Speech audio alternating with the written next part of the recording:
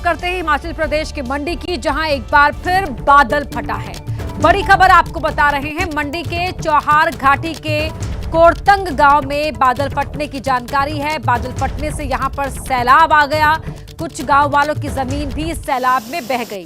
बादल फटने की घटना में जनहानि की कोई जानकारी फिलहाल नहीं है। कुछ पुल और सड़कों को नुकसान पहुंचने की खबर मिली है। तस्वीरों में भी आप देख सकते हैं, ये कोरतंग गांव चौहार घाटी का, जहां पर बादल फटने के बाद सैलाब आ गया और कुछ जो गांव वाले हैं उनकी जमीन भी सैलाब में बह गई है। 3 तस्वीरें वहां हुई तबाही को दिखा रही हैं।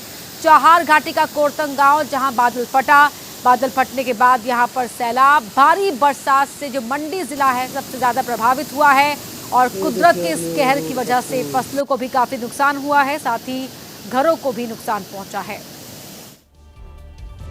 तो अगली बड़ी खबर भी हिमाचल प्रदेश से ही है। यहाँ चंबा में बादल फटने की जानकारी है। चुराह के बघईगढ़ में बादल फटा है। 2.5 करोड़ की लागत से बना ये पुल सैलाब में बह गया।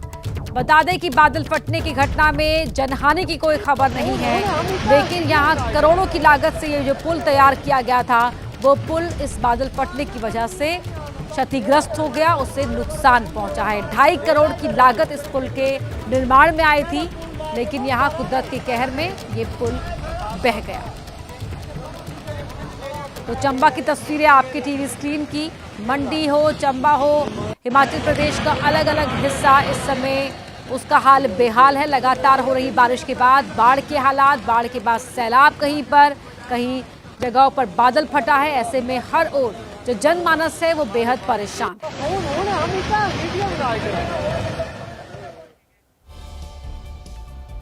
और अब बात उत्तराखंड की भी कर लेते हैं। यहाँ भी बारिश और लैंडस्लाइड ने लोगों की परेशानियों को बढ़ा दिया है। उत्तरकाशी में यमुनोत्री हाईवे 8 दिन से बंद है। यमुनोत्री धाम की यात्रा सिलाई बैंड और औजरी के पास एक हफ्ते से थमी हुई है।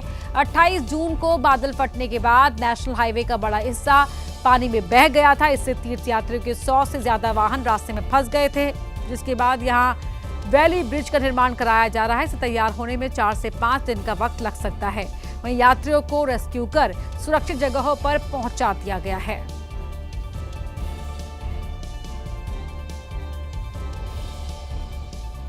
तो उत्तराखंड में लगातार हो रही बरसात से नदियां उफान पर हैं। अब आपको रुद्रप्रयाग की तस्वीरें दिखाते हैं, जहां लगातार हो रही बारिश से अलकनंदा नदी का जलस्तर बढ़ता जा रहा है।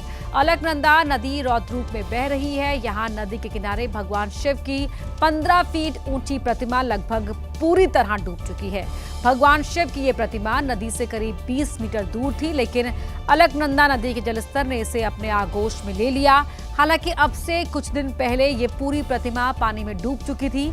आज मूर्ति का कुछ हिस्सा बाहर नजर आ रहा है।